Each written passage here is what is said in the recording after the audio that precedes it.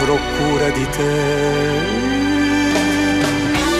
Beh, sicuramente una delle canzoni più gettonate, come si diceva un tempo, una di quelle canzoni che ci avete segnalato di più come canzone facente parte della colonna sonora del vostro amore. La cura di Franco Battiato, bellissima peraltro, come bellissima sarà la voce della donna o dell'uomo che in questo momento sta chiamando in diretta alla radio. Pronto, buongiorno. Uomo ci può essere lei, forse, non lo sappiamo ancora. No, senta, forse ascolti, non si...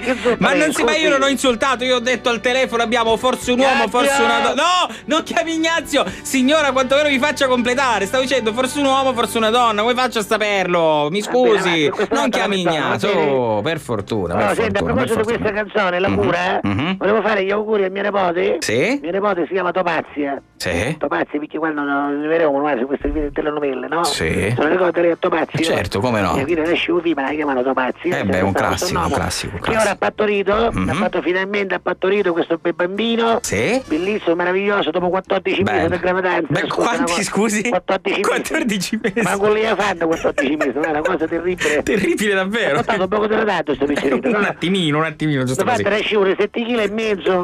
Che capito l'ogni? Sì, esatto. Ma la pugna che lo penaro, pare, una cosa terribile. Il panino con la mortadella incorporato, sicuramente. Lo mangiamo sul cellulare, appena nascevo sul cellulare, bambino prodigio, Certo. L'hanno chiamato Calvin Klein.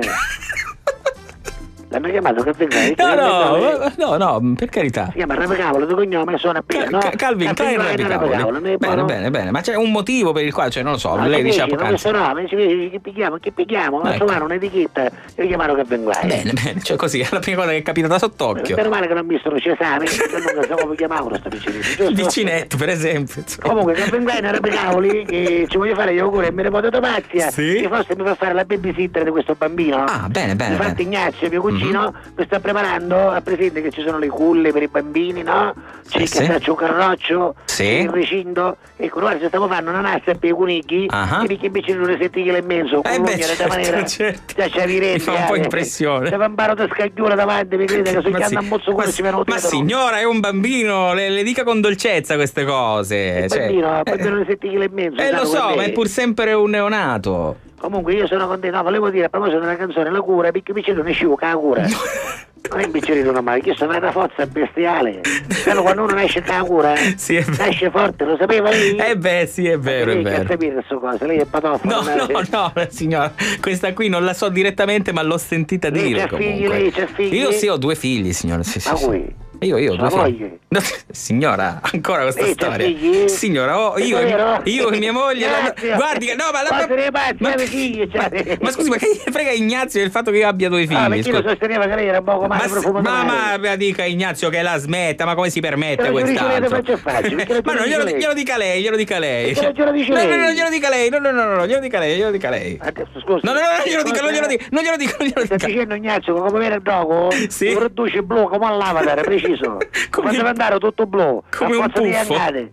Va bene, va. Andando la saluto, senta. Sì. Siccome io una volta ci ho avuto un grande amore. Sì. Un grande amore con un giovanotto, sì. Era stato tanti anni fa, giusto? Fu un caruso che ci siamo conosciuti, io stavo in chitarra a Munnizza. Bene. Io ero qui a cattore in dei cassonetti, no? Per cui insomma l'ho incontrato, abbiamo fatto amicizia e lui mi dedicò una grande, bellissima, famosissima canzone di Claudio Zabaglioni. Guarda signora, non lo conosco Claudio Zabaglioni. Io che canta questo piccolo grande amore. Claudio Baglioni, scusi, sì. Zabaglioni. Mi portò lui un pacco di crispetti. Sì. Di crispetti quel giorno e mi dedicò quella sua pastella fina. Signora, lei mi crede, guarda, veramente, come si dice in questi casi, è devastante. Stiamo parlando d'amore, stiamo parlando di canzoni romantiche. La mia pastella fina, signora. Ma sì, no? Vabbè, vai, insomma. Ma lei non accetta lo scherzo, scusi. No, ma per carità. Di poco spirito, lei. Ma che lei così ammazza un momento così poetico, così pieno. La verità, lei è spirito nave? Io sì, però questo era un momento pieno di pathos, signora. Era pieno di pathos e lei l'ha rovinato così in un istante. Pathos c'è lei.